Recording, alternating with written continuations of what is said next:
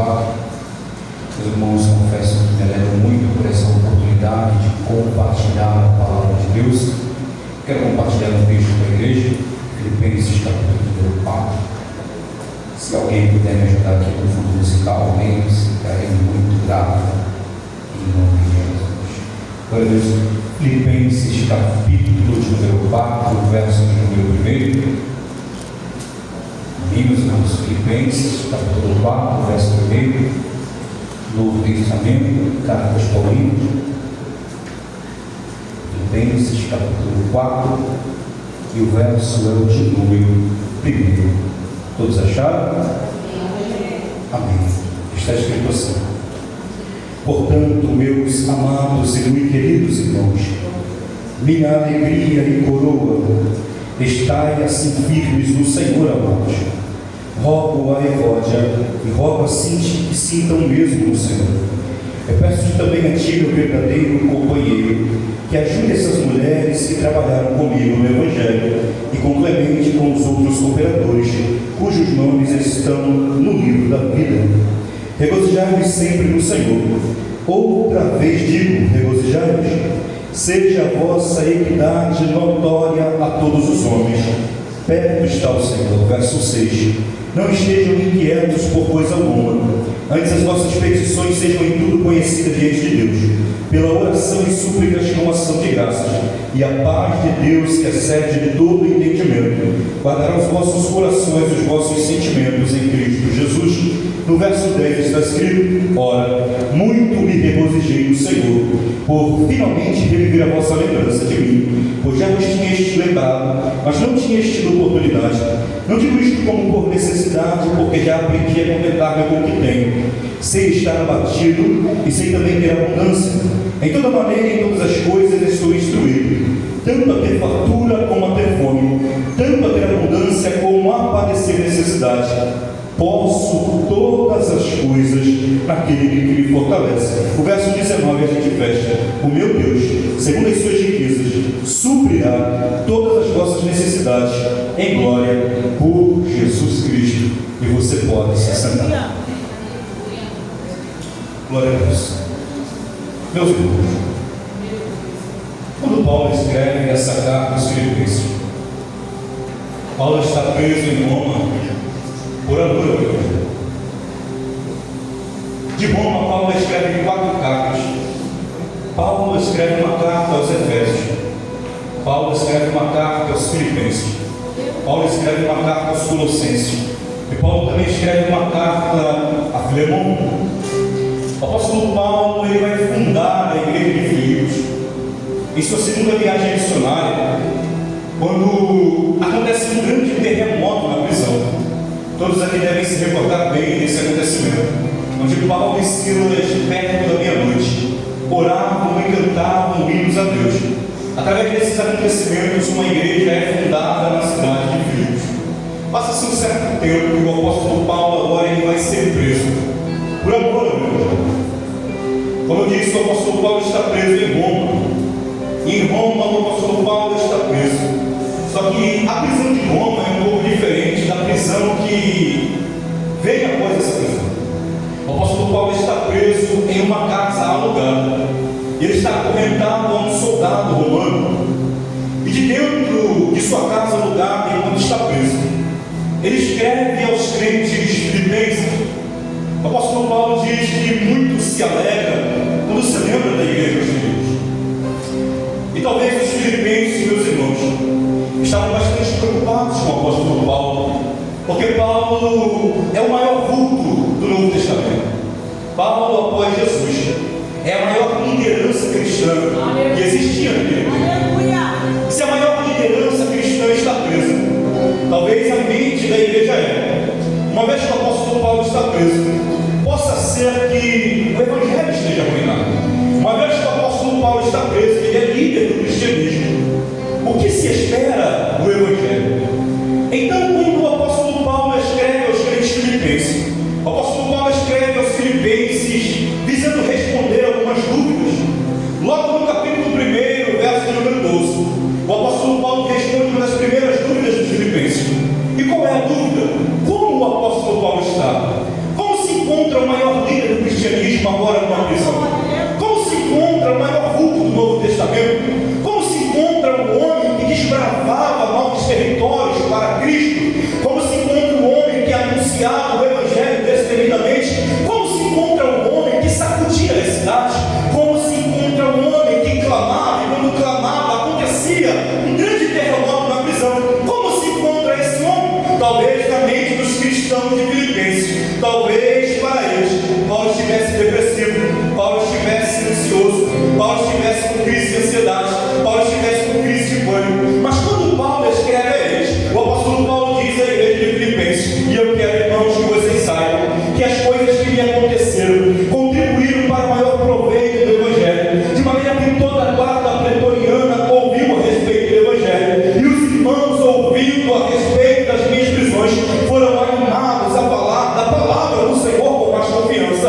E eu acho isso muito impactante, porque talvez a igreja está olhando para o apóstolo Paulo e está se perguntando: será que ele está com depressão? Será que ele está com crise de ansiedade? Será que ele está temeroso? E o apóstolo está dizendo: meus irmãos, as coisas que me aconteceram não me deixaram depressivos. As coisas que me aconteceram não me deixaram com crise de ansiedade.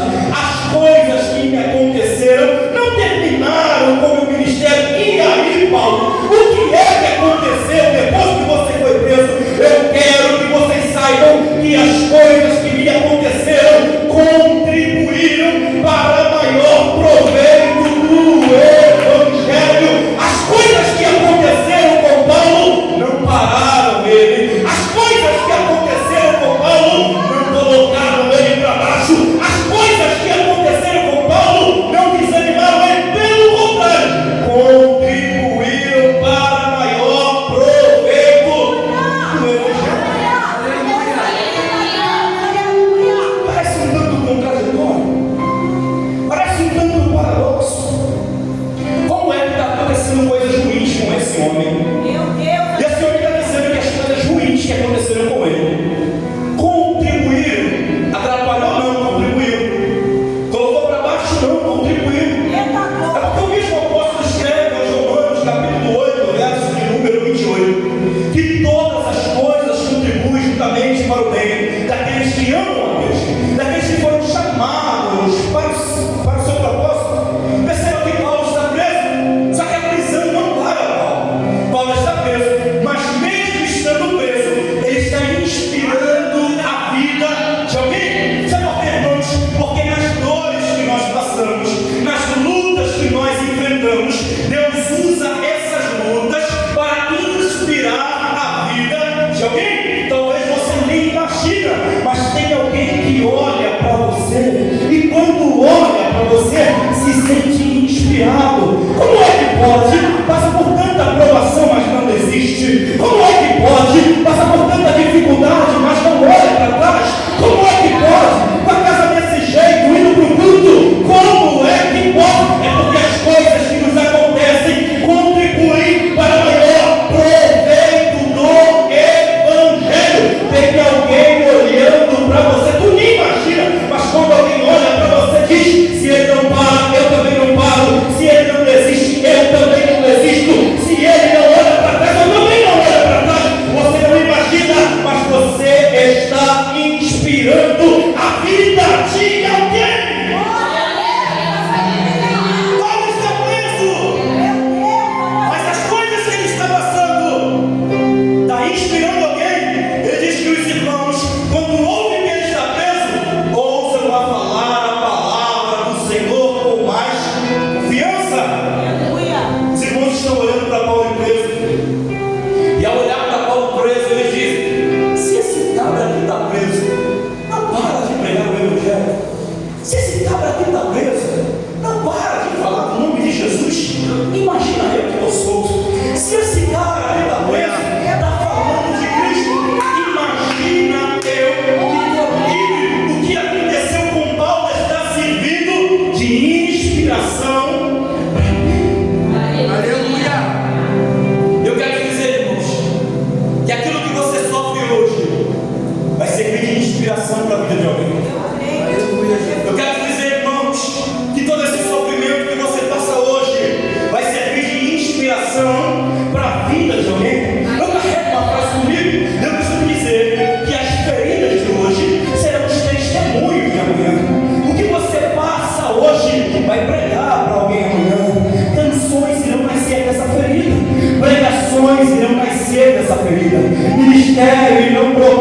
curado dessa ferida. Às vezes você está ferido, não está entendendo. Você está machucado, não está entendendo. E Deus está dizendo para você: eu estou fazendo você crescer.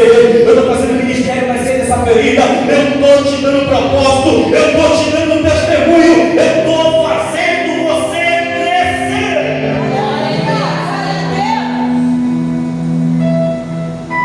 Paulo está preso, mas a vida dele continua sendo um constante exemplo. Aleluia. Igreja de Cristo. Imagina nós, irmãos. Nós temos liberdade de anunciar o Evangelho. Nós temos liberdade de falar do amor de Cristo. E por que não falar do amor de Jesus? E por que não falar de Cristo? E por que não testemunhar o Evangelho? Paulo estava preso, mas continuava anunciando o Evangelho. Ok? Paulo escreve aos Filipenses. A preocupação principal dos filipenses agora é resolvida, porque eles estão pensando que Paulo está mal, mas Paulo está bem. Paulo diz a eles que tinham um grande desejo de partir e estar com Cristo. No capítulo de número 2, Paulo nos fala do grande exemplo de Cristo que morreu por nós, do grande exemplo de Cristo que desceu do céu, embora sendo Deus, não teve usurpação, ser igual a Deus, antes aniquilou a si mesmo, tornando-se semelhante aos homens, e achado na forma de homem, ele diz que se humilhou a si mesmo e foi obediente até a morte de cruz. Paulo nos dá o exemplo de Jesus. Ele diz que sobre o nome de Jesus toda língua vai confessar, todo joelho vai se dobrar, todos os homens se prostrarão diante de Cristo e confessarão que Ele é o Senhor. No capítulo 3 ele diz que a nossa pátria está no céu, nós também esperamos o nosso Senhor e Salvador Jesus Cristo. Aqui, capítulo 4. Agora no capítulo 4, Paulo vai encorajar a igreja de Cristo a vencer um problema que, embora está escrito há 2000 anos atrás, continua sendo muito evidenciado em nossos tempos. E qual é um dos maiores problemas dessa geração? Ansiedade, depressão, crise de pânico e dentre outros fatores semelhantes a esse, doenças de ordens emocionais. O apóstolo Paulo, quando começa a escrever a eles, primeiro ele nos exorta a estar firme no Senhor, a fim de que a gente vença a ansiedade. Nós devemos ter firmeza em Cristo, nós devemos ter persistência no Senhor. E ele, ainda nesse capítulo, ele vai exortar duas irmãs.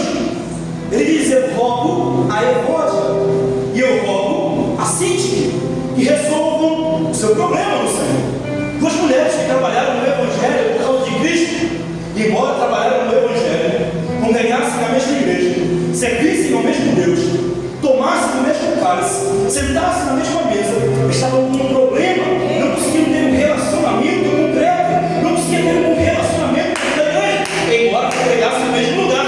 As duas não se falavam. O apóstolo Paulo escrevendo agora ele diz: olha, eu rogo a essas duas irmãs que resolvam o seu problema no Senhor. E ele diz: seja a vossa amabilidade notória a todos os homens, por qual motivo perto está ao Senhor. Perceba que Paulo diz que essas irmãs deveriam resolver o seu problema. E por que deveriam resolver o seu problema? Primeiramente, porque trabalhavam juntas na obra do Senhor, e segundo, porque perto estava a vinda de Cristo. Perceba que Paulo prevê que Jesus está voltando, e se Jesus está voltando, essas irmãs não podem continuar tendo problemas entre si. Isso me faz ter aqui uma aplicação. Perceba, Paulo diz: perto está o Senhor. Já que o Senhor está perto, resolvam o seu problema. Então vamos fazer uma aplicação aqui nessa noite. Jesus está voltando. Se tem que perdoar alguém, perdoa hoje. Se tem que reconciliar com alguém, se reconcilie hoje. E por que se reconcilie hoje? Porque perto está o Senhor. Mais ou menos o que Paulo está dizendo é: se Jesus voltar, minhas irmãs, e vocês estiverem assim, vocês não sofrem. Se Jesus voltar, e se vocês estiverem brigadas, você não sofre. Se Jesus voltar e vocês estiverem com esse desentendimento, vocês não sofrem. Então, em nome de Jesus, resolvam o seu problema no Senhor. Você dá um nome aqui?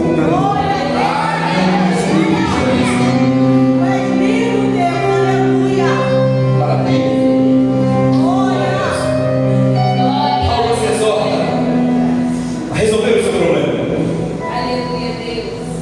Depois que ele trata disso, ele diz assim: alegre-se no Senhor. Outra vez eu digo: alegre-se. Mais uma vez, entra no texto comigo. Onde Paulo está? Paulo está onde, gente? Mesmo preço aqui está dizendo: alegre-se no Senhor. Parece outra história, não parece? Como alguém que está preso vai dizendo para alguém que está solto se alegrar? Deveria ser o contrário. Os filipenses deveriam estar escrevendo a Paulo dizendo: Paulo, fique alegre. Mas é o contrário. Paulo está preso, está escrevendo para a igreja de Filipenses: fique alegre. E por que Paulo está dizendo isso? Paulo está dizendo isso porque ele está no iate 5 estrelas? Não. Paulo está dizendo isso porque ele está com uma viagem marcada para Disney? Também não. Paulo está dizendo isso porque ele está viajando pelas cidades de Paris, que embora ainda não existiam? Também não. Paulo está dizendo isso porque a alegria do salvo em Cristo não depende das circunstâncias que ele passa. A alegria do cristão não depende de quanto dinheiro ele tem em sua conta. A alegria do cristão não depende se ele tem um carro zero ou não. A alegria do cristão não depende de se ele tem uma casa própria ou se ele mora de aluguel. Pelo contrário, Paulo diz: alegre-se aonde? No shopping? Alegre-se aonde? No Facebook? Alegre-se aonde? No show de comédia? Claro que não. Alegre-se no Senhor. A alegria da igreja tem uma direção. E qual é a direção da alegria da igreja? A direção da alegria da igreja é o nosso Senhor e Salvador Jesus Cristo. A nossa alegria não depende de momentos. Aleluia. A nossa alegria não depende de quanto dinheiro eu tenho na minha conta bancária. A nossa alegria não depende se o namorado te deixou ou continua com você. A nossa alegria não depende de como está o nosso casamento. E por quê? Porque a nossa alegria está no nosso Senhor e Salvador Jesus Cristo. Quem possui a alegria da salvação até passa por provações, mas não desiste. Quem possui a alegria da salvação, quando o carro quebra, ele continua sendo crente. Quem possui a alegria da salvação, quando o namorado ou a namorada deixa ele continua na igreja. Quem possui a alegria da salvação não depende das coisas e circunstâncias favoráveis para estar em Cristo. Quem precisa e depende da alegria da salvação precisa unicamente do nosso Senhor e Salvador Jesus. Glória a Deus. Quem está baseado no carro, quando o carro quebra, gira. Quem está baseado no relacionamento, quando o relacionamento acaba, gira. Quem está baseado no emprego, quando a porta fecha, gira. E quem está baseado em Cristo, o emprego pode fechar, o relacionamento pode acabar. Ainda que você não tenha dinheiro na conta, você está com o Senhor e Salvador Jesus Cristo. Aleluia! Paulo está preso.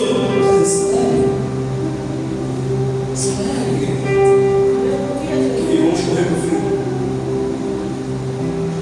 Versículo número 6. O apóstolo Paulo diz: não estejam inquietos por coisa alguma, antes sejam tudo conhecidas as vossas orações diante de Deus. Ele diz: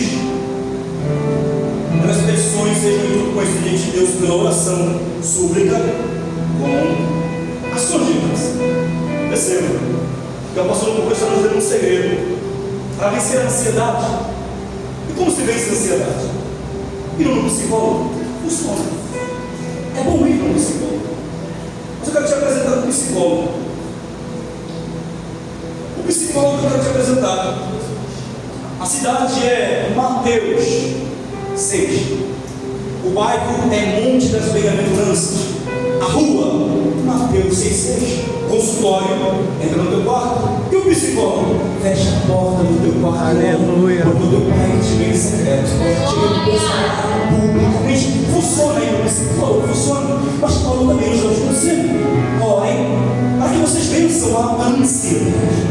Não estejam inquietos por coisa alguma. Antes sejam tudo conhecidas as vossas orações diante de Deus.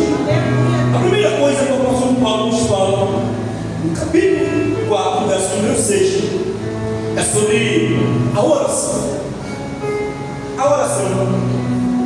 embora para muitos, como nós jovens, parece uma prática ultrapassada e das antigas, ela continua tendo o seu valor. Jesus, em Lucas 18, versículo 1, diz que a oração é um dever, deve ser feito sempre, e nós não podemos desfalecer. Um certo autor, a comentar sobre esse texto, ele diz que a oração, aquilo que a respiração é para o corpo, a oração é para a alma. O autor chega a comparar a oração com a respiração. Quem não respira, desmaia. Quem não respira, tem falta de ar. Quem não respira, desfalece. Esse autor, ao comentar sobre isso, foi muito feliz, porque ele está dizendo que a oração é semelhante à respiração. Infelizmente, quem não ora, desfalece. Quem não ora, morre. Quem não ora, desiste. Quem não ora, olha para trás. Porque o fôlego que a nossa alma precisa não está no TikTok. O fôlego que a nossa alma precisa não está nos vídeos do Instagram. O fôlego que a nossa alma precisa está no quarto fechado, quando nós olhamos ao nosso Senhor e Salvador Jesus Cristo. Quem não ora, desiste. Quem não ora, olha para trás. Quem não ora, desfalece no meio do caminho. Mas eu quero crer nessa noite, quem ora aqui tem muitos jovens, eu quero crer que eu estou orando para pessoas, para jovens que ainda estão no barulho da oração. O que move a mão de Deus continua sendo a oração. Pode cantar 300 louvores, pode fazer a melhor técnica, pode ter o melhor timbre, pode ter a melhor voz, pode ter a voz mais bonita, pode ter a melhor eloquência. Se não tiver oração, não haverá poder. Se não tiver oração, não haverá manifestação de Deus. Então, a fim de vencer a ansiedade, o apóstolo Paulo nos exorta a oração. Só que ele não fala somente sobre oração. Se você estiver com a sua Bíblia, continua comigo no versículo 6. Ele também nos fala sobre súplicas. E o que são súplicas? Súplicas são as nossas necessidades sendo apresentadas a Deus em momento oportuno. Costumo dizer, Deus, que não é errado dizer a Deus que você está precisando de um sapato. Não é errado dizer a Deus que você está precisando de uma roupa. Isso é apresentar a Deus as suas necessidades, se você de fato precisa. Não é errado pedir a Deus um tablet, um computador, se você já precisa. Não é errado pedir uma porta de emprego, pedir uma promoção, pedir que você passe um concurso público, uma faculdade. Não é errado. Nós devemos apresentar a Deus as nossas necessidades. Paulo fala de apresentar a Deus as nossas súplicas. E o que são súplicas? São nós apresentando a Deus as nossas necessidades. Quer desviar? Entra no teu quarto e fala para Jesus que quer desviar. Está com vontade de pecar? Entra no teu quarto e fala para Jesus que estou com vontade de pecar. Tem vontade de sair chapar? Fala para Jesus e diz que você está com vontade de sair chapar. Ele é o teu pai que te ouve. Ele te ouve secretamente, te honra em público. Jesus não é um carrasco, ele te entende quando você está em suas necessidades. Se você estiver com uma necessidade, você deve apresentar ela a Jesus. Não é errado apresentar a Jesus as suas necessidades. Só que Paulo não fala somente de súplicas, apresentar a Jesus nossas necessidades. Eu já estou fechando, não quero enfadar ninguém. Paulo também nos fala sobre ações de graça. Perceba, primeiro ele fala sobre oração, depois ele fala sobre súplicas, apresentar a Deus as nossas necessidades, depois ele fala sobre ações de graça. Eu acho isso muito interessante. Por quê? Porque o cristão, irmãos, não é semelhante a um mendigo que se apresenta a Deus somente para pedir coisas. Às vezes, se você parar perto de algumas pessoas, chegará inflado da oração. Me dá, me dá, me dá, me dá, me dá, me dá, me dá, me dá, eu quero, me dá, eu quero, me dá, me dá, me dá. O crente não é um pedinte que só apresenta a Deus para lhe pedir coisas. Perceba que Paulo também fala sobre ações de graça. E o que são ações de graça? É agradecer a Deus pelo aquilo que nós já possuímos. Talvez você não tenha aquele tênis que você desejava também, mas você também não está descalço. Aleluia. Talvez você não tenha aquela calça que você almejava, mas tu também não está nu. Talvez você também não tenha aquele relógio que você queria ter. Assim você olhar aqui, dá para você ver a hora. Talvez você não tenha a casa que você desejaria ter, mas também não está morando debaixo da ponte. Talvez você não comeu naquela churrascaria ou foi pro rodízio ainda nessa semana que você desejaria ir, mas você não está passando fome. Se você parar para pensar, a essas horas tem gente que não tomou café, não almoçou, não jantou e nem sabe o que vai comer amanhã. Mas olha você aqui, a essas horas, aleluia, às 9h05 da noite, dando glórias a Deus e aleluia. Se você parar para pensar, você tem mais do que 1000 motivos para agradecer a Deus. Tem gente que está no hospital, glória a Deus. Tem gente que está no pronto-socorro. Tem gente que está sem uma perna. Tem gente que não pode falar. Mas olha, você aqui, aleluia, com a oportunidade de glorificar a Deus, com a oportunidade de dizer aleluia. Talvez não tenha aquele tênis da Nike que desejaria ter, mas também não está descalço. Talvez não tenha aquela roupa que a tua vizinha tem, mas também você não está nu. Talvez você não está do jeito que a blogueira do Instagram, que você viu no status dela hoje está, mas também você não está desamparado. E já que Deus te trouxe, aleluia, pelo amor de Deus, abre a tua boca, porque tu tem mais do que 1000 motivos para agradecer a Deus. A verdadeira fé é grata pelo que agora existe e acredita pelo melhor, que o melhor está bom. Só que aqueles irmãos, se você não está errado no presente, glorifica o passado real. Vou repetir: a verdadeira fé é grata pelo que agora existe e acredita que o melhor está por vir. A queixa se concentra no que está errado no presente e glorifica o passado real. Já percebeu que o povo de Israel faltou água?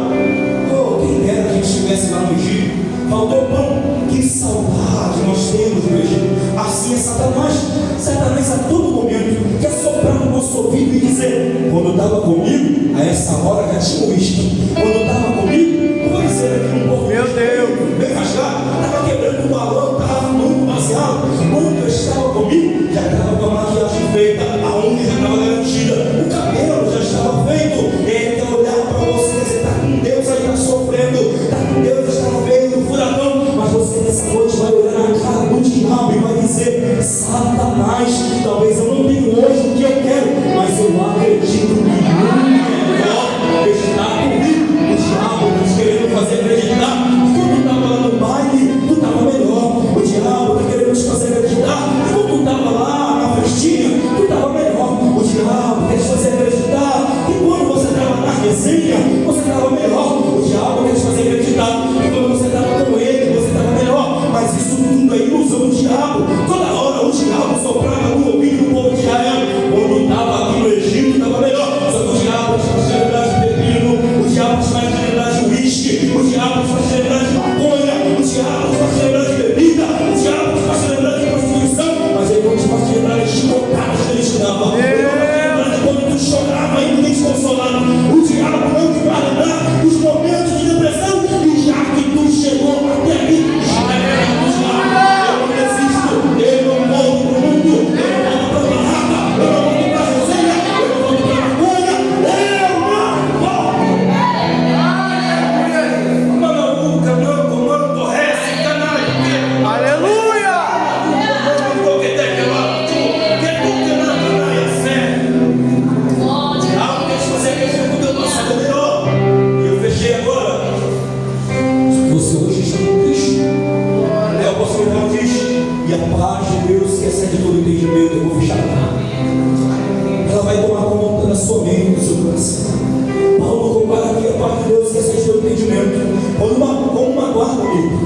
Paulo está dizendo: a paz de Deus, que excede todo entendimento, é como uma guarda em volta do teu coração e da tua mente. aleluia. Quando a depressão bater na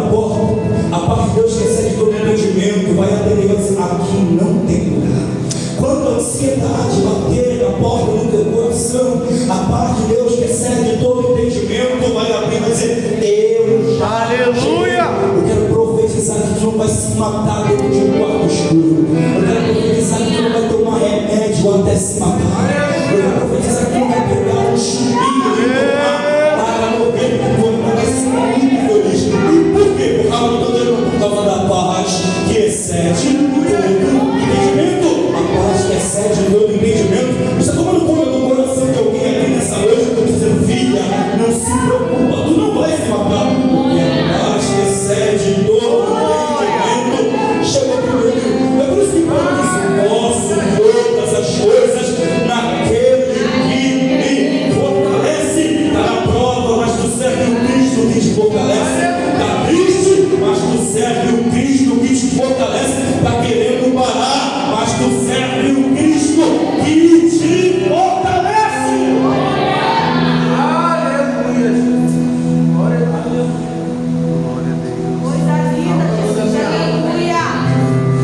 Sabe qual dos nossos vários problemas? Que a gente se compara muito. O Instagram vira de todo mundo é melhor que a sua. O Facebook é vida de todo mundo é melhor que a sua. Tu acha que alguém posta que não está comendo ovo? Eu nunca vi. Tu acha que alguém posta quando a conta está zerada? Mas eu sempre vou postar os momentos que parecem bom. Aí tu vai se comparar. Aí tua vida sempre parece um lixo. Parece que tua vida é uma derrota. Mas por favor, agradeça por aquilo que Deus já fez em tua vida. Eu quero liberar um último versículo para a sua vida para fechar. Paulo diz: o meu Deus, segundo as suas riquezas, suprirá todas as nossas necessidades em glória por Jesus Cristo. Perceba, porque ele diz que o nosso Deus é rico e ele possui riqueza. E quem tem necessidade? Somos nós. Só que o nosso Deus, segundo a sua riqueza, suprirá todas as nossas necessidades. Ele não disse que suprirá todos os nossos caprichos. Ele não disse que suprirá todos os nossos desejos. Ele não disse que suprirá todas as nossas vontades. Ele disse que suprirá todas as nossas necessidades. Mas também perceba que ele não disse que suprirá uma parcela. Ele não disse que suprirá um pedaço. Ele não disse que suprirá um pouco. Ele não disse que suprirá uma parte. Ele disse: suprirá todas as nossas necessidades. Tranquilo, tu vai conseguir pagar essa faculdade. Pode dormir tranquilo, porque as contas não vão se atrasar. Tu pode dormir tranquilo, e tudo aquilo que você necessita e precisa, Deus vai suprir. Eu não sei como está a tua dispensa nesse dia, mas o meu Deus, segundo a sua riqueza, suprirá todas as suas necessidades. O salmista Davi disse: